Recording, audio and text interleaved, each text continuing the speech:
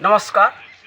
विश्व शांति महायज्ञ की जय जय जगन्नाथ। आज आम रेगड़ा ग्राम रे श्रीजुक्त चित्रसेन दास महाराज आसिक प्रस्तुति बैठक करते यज्ञ किपरि आम रेगड़ावासी मन प्राण देकर यज्ञ चलाबार काजी से आज प्रस्तुत बैठक करते आमे मान यज्ञ किपरि आमर शेष निश्वास पर्यंत साहाय्य करने आम शपथ नेनु आग को आम यज्ञ बहुत प्रकार जेकोसी काम आसले भी आम पछघुंचा देवु ना।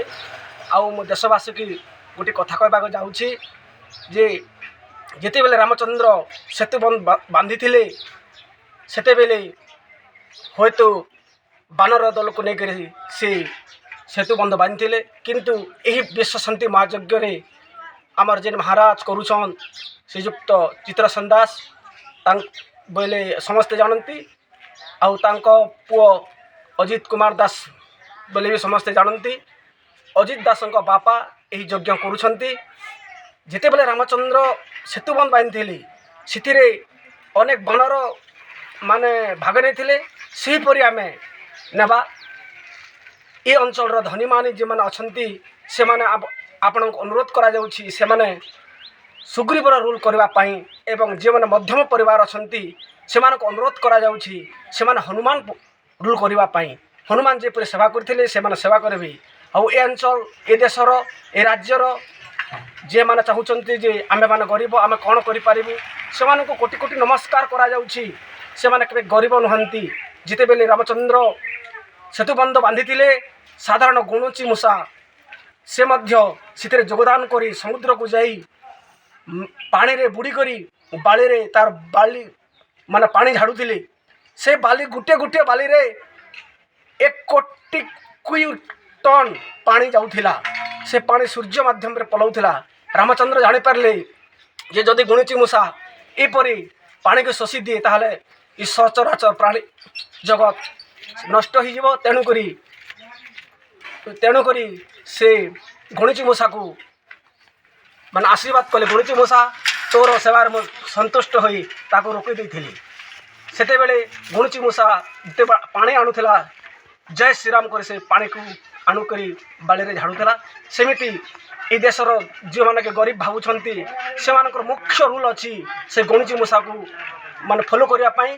तेणुकर आम से गुणुची मूषा सहित समान होई यज्ञ रे आम अनेक कार्य अनेक मन प्राण दे जदि करवा ताहले आमर विश्व शांति महायज्ञ आग को जीव। एति कही आम मोर वक्तव्य बंद कली। वर्तमान आम पाखर अछंती आम रेगड़ा ग्रामर पूर्वतन माने जे 500 वर्ष है रेगड़ा गाँव गंटिया तांका पुत्र किछि ए बाबद रे कहबा जाउछंती। सर्वप्रथमे मोर आम करलामुंडा ब्लॉक नरला ब्लॉक समस्त को मोर नमस्कार। केसिंगा ब्लॉक मान जनसाधारण मानक मध्य रामपुर ब्लॉक जनसाधारण मानक मध्य मोर नमस्कार। आमे आध्यात्मिक ज्ञान किबा सुनिबा को पाउथिना वर्तमान देखिबा को पाइबा आ उपभोग करिबा यज्ञ विश्व शांति महायज्ञ जहाँकि आम कर्णर के शुणी नथिलु। 500 वर्ष है विश्व शांति महायज्ञ कर्ण शुणी नथिलु किबा जानी नथिलु जे विश्व शांति महायज्ञ किपरि हेबो जद्वारा कि आमे आज रेगड़ा खोलियापाली स्थिति रे करा जाउथिबा विश्व शांति महायज्ञ आज श्रीजुक्त चित्रसेन दास महाराज पंडित अजित कुमार दास तांको बापा चित्रसेन दास से माने आज आमको दिग्दर्शन देखाइबा पई ये आध्यात्मिक ज्ञान दिग्दर्शन देखाइबा पई यज्ञ स्थिति करिबा पई आम देहरो आम जनसाधारण ठारो किबा आम परिवेश दूषित दूर करिबा पई रोग व्याधि दूर करिबा पई किछि ज्ञान अर्जन करिबा पई आम अंचल पाप खंडन करिबा पई विश्व शांति महायज्ञ आज के 500 वर्ष है शुणा पाऊ नथिलु कि देखा पाऊ नथिलु। आज आम शुणुछु काली को देखा पाइबू। ତେଣୁକରି ସମସ୍ତଙ୍କୁ ମୋର ନିବେଦନ ଅନୁରୋଧ ଯେ ଏହି ବିଶ୍ୱ ଶାନ୍ତି ମହାଯଜ୍ଞରେ ସମସ୍ତେ ଯାହା ଯାହା ମତରେ ଯେଉଁଠି ଧନ ତନ ମନ ସବୁ ଅର୍ପଣ କରି ଆମେ ଯୋଗାଯୋଗ କରି ଆମେ ତାକୁ ପରିଚାଳନା କରିନେବା, ଯାହାକି ଆମେ ପୁଣ୍ୟ ଅର୍ଜନ କରିବା, ଯାହାକି ଆମେ ରୋଗ ବ୍ୟାଧି ନିବାରଣ କରିପାରିବା, ଯାହାକି ଆମେ ବାପା ମାଆଙ୍କ ସେବା କରିବା ପାଇଁ କିମ୍ବା ସେଇ ସୁନାର ସଂସାର ଗଢ଼ିବା ପାଇଁ କିଛି ସଚେତନତା ହେବା। ତେଣୁକରି ଆପଣମାନଙ୍କୁ ଦୟାପୂର୍ବକ କରି ମୁଁ ନିବେଦନ ଅନୁରୋଧ କରୁଛି ଯେ ଆପଣମାନେ ଦୟାପୂର୍ବକ କରି ଏହି ବିଶ୍ୱ ଶାନ୍ତି ମହାଯଜ୍ଞକୁ ଉପଭୋଗ କରନ୍ତୁ, ଆପଣ ଯୋଗାଯୋଗ କରନ୍ତୁ। ଆଉ ଆମ ରେଗଡ଼ାର ଜଣେ ଭାଇ ଅଛନ୍ତି, ସେ କିଛି କହିବେ ଏହି ଯଜ୍ଞ ଉପରେ। ଜୟ ଜଗନ୍ନାଥ, ରାଧେ ରାଧେ। ଆମ ଗ୍ରାମବାସୀ ବ୍ଲକ 4ଟା ବ୍ଲକର ସମସ୍ତ ଆଇନଜୀବୀ ବୁଦ୍ଧିଜୀବୀ ସମସ୍ତଙ୍କୁ ମୋର ନମସ୍କାର। ମୁଁ ଏଇ ବିଶ୍ୱ ଶାନ୍ତି ଯଜ୍ଞ ଉପରେ କିଛି କହିବାକୁ ଦେଉଛି। ବିଶ୍ୱ ଶାନ୍ତିର ଆବାହକ ପଣ୍ଡିତ ଶ୍ରୀଯୁକ୍ତ ଚିତ୍ରସେନ ଦାସ ଏହା ଦିଗ୍ଦର୍ଶନ ଦେଇଛନ୍ତି। ଆଉ ଆମେ ସେ ବାନର ସୈନ୍ୟ ଭଳି ଏଇ ଯଜ୍ଞରେ ଆମେ ସାମିଲ ହେବା ପାଇଁ ଚାହୁଁଛୁ। ଆରେ ମୁଇଁ କହିମି ବିଶ୍ୱ ଶାନ୍ତି ଯଜ୍ଞ ଯେମିତିକି ଗୋଟିଏ ରାଜା 12 ବର୍ଷ ଥିଲେ, ସେ ଅପୁତ୍ରିକ ଥିଲା ପରେ ରାଜା ପ୍ରତ୍ୟେକ ଦିନ ଶିବ ମନ୍ଦିର ଯାଇ ସେ ଶିବଙ୍କୁ ଦର୍ଶନ କରୁଥିଲେ। ଗୋରସ ବେଲପତ୍ର ସିନ୍ଦୁର ସବୁ ନେଇ ଦେଖିଲେ 12 ବର୍ଷ ପର୍ଯ୍ୟନ୍ତ କୌଣସି ପୁତ୍ର ଝିଅ ହେଲେ ନାହିଁ। ପାର୍ବତୀ କହିଲେ, ହେ ଶିବ, ତୁମେ ଏତେ ପୂଜା କରୁଛି କାଁ କାଦି ତୁମେ ତାଙ୍କୁ ବର ନେଇ ଦେବା। ଶିବ କହିଲେ, ହରେ ତାରଙ୍କର ତଲେ ବର ନାଇଁ ଥାଏ, ତାର ପୁତ୍ର ନାହିଁ, ମୁଁ କେନ୍ତା ଦେମି? ଯଦି ତାର ହୃଦୟରେ ପୁତ୍ର ଥିଲା ତୁମର ପାଖେ କାଁ ଡେଲି ପୂଜା କରି ଆସୁଛି। ତାପରେ ଶିବ ଭାବିଲେ ସତ୍ କଥା। ତାପରେ ଆର ଦିନ ସେ ଲୋକଟା ଯେତେବେଳେ ପୂଜା କରି ଯାଇଛି ତାହାକେ ବରପ୍ରାପ୍ତ ହେଇଗଲା। ବରପ୍ରାପ୍ତ ହେଲା ପରେ ତାହାକେ କହିଛନ୍, ବାବୁ ତୋତେ ଗୋଟିଏ ପୁତ୍ର ଦରକାର ନା 100ଟା ପୁତ୍ର ଦରକାର? ସେ ଲୋକଟା ଭାବିଲା ଯେ 100ଟା ପୁତ୍ର କାଣା ଆଜ୍ଞା ପ୍ରଭୁ, ଆରୁ ଗୋଟିଏ ପୁତ୍ରର କ'ଣ? ସେ ଭାବିଲା ଯେ ଗୋଟିଏ ପୁତ୍ର ଯଦି ହେବ 16 ବର୍ଷ ଆୟୁଷ ଥିବ, ଆର୍ 100ଟା ପୁତ୍ରର 100 ବର୍ଷ।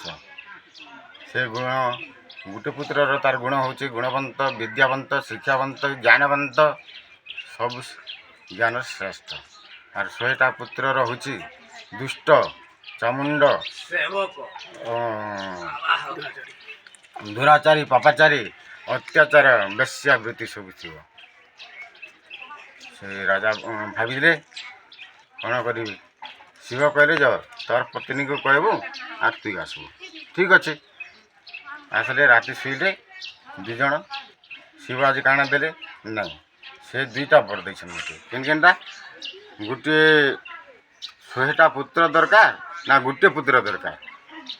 ସେ କହିଲେ, ପତ୍ନୀ କହିଲେ ଯେ 100ଟା ପୁତ୍ର ଆରୁ ଗୋଟିଏ ପୁତ୍ରର ଗୁଣ କିଛି ଥିବ। ହଁ, ଗୋଟିଏ ପୁତ୍ର ଯେନ୍ଟା ଦେଇଛନ୍ତି ସେ ଗୁଣବନ୍ତ, ବିଦ୍ୟାବନ୍ତ, ଶିକ୍ଷାବନ୍ତ, ବୁଦ୍ଧିବନ୍ତ, ଜ୍ଞାନବନ୍ତରେ ପରିପୂର୍ଣ୍ଣ, ମାତ୍ର 16 ବର୍ଷ ଆୟୁଷ। আর 100ଟା ପୁତ୍ର ରହୁଛି ତାର ଦୁଷ୍ଟ, ଦୁରାଚାର, କୁଲାଙ୍ଗାର, ଅତ୍ୟାଚାର, ଲମ୍ପଟ ଏବଂ ହତ୍ୟାକାରୀ, ବେଶ୍ୟାକାରୀ ଏସବୁ। ତାପରେ ନାଇଁ, ଆମକୁ ଗୋଟେ ପୁତ୍ର ହିଁ ଦରକାର। ତାପରେ ଆସିଲେ ଆଉ ସେ ରାଜା କହିଲେ, ମୋତେ ଗୋଟେ ପୁତ୍ର ଦରକାର। ଗୋଟେ ପୁତ୍ରର ଠିକ୍ ଦେଲେ। ଆସିଲା ପରେ ଛୁଆ ହେଇଗଲା ଯେତେବେଳେ ବଢ଼ି ବଢ଼ି ବଢ଼ି ବଢ଼ି ସାଙ୍ଗେ ସାଙ୍ଗେ 16 ବର୍ଷ ପୁରୀ ଆସିଲା। 16 ବର୍ଷ ପୁରୀ ହେଲା ପରେ କାଣା ହେଇଛି, ସେମାନେ ସେଦିନେ ଭାବିଲେ ଯେ ଆଜି 16 ବର୍ଷ ପୁରୁଛି, କାଣା କର୍ମା? ନାହିଁ, ଯଜ୍ଞ ଗୋଟେ କର୍ମା। ସେହି ଯଜ୍ଞରେ କରି କରି କରି ଅନେକ ସାଧୁ ସନ୍ଥ ବାବା ସମସ୍ତେ ଆସିକରି ଏହି ବିଶ୍ୱ ଯଜ୍ଞ କରି କଲେ। ସେଇଦିନ ଯମରାଜା ଦେଖିଲେ ଯେ ସେହି ବାଲକର ମୃତ୍ୟୁ ଆଜି ଅଛି, ଚାଲ ପିଲେ ସୈନ୍ୟମାନେ ଯାଅ ବୋଲି ଦେଖି ଆଲେ ଯେ ନାଇଁ, ହରିନାମ ଯଜ୍ଞ ଆହୁତି ପଡ଼ିଛେ, ତାହାକୁ ଆର୍ ଛୁଇଁ ପାରିବନି ବୋଲି ଯମ ଘୁଞ୍ଚିଗଲେ। ତାପରେ ଭଗବାନ ଆସି ଦେଖିଲେ ଯେ ନାଇଁ, ସେ ବାଲକର ତାର 100 ବର୍ଷ ଆୟୁଷ ରହିଗଲା, ସହସ୍ର ବର୍ଷ ଆୟୁଷ ରହିଗଲା। 16 ବର୍ଷର କାହିଁକି, 100 ବର୍ଷର କାହିଁକି, ସହସ୍ର ବର୍ଷ। ସେହି ଯଜ୍ଞ ପାଇଁ, ସେହିପରି ଏ ବିଶ୍ୱ ଯଜ୍ଞ, ଏହି ପୃଥିବୀର ମଙ୍ଗଳ ପାଇଁ ଏ ଦେଶର ମଙ୍ଗଳ ପାଇଁ, ଗାଁର ମଙ୍ଗଳ ପାଇଁ, ଏଇ ରାଜ୍ୟର ମଙ୍ଗଳ ପାଇଁ।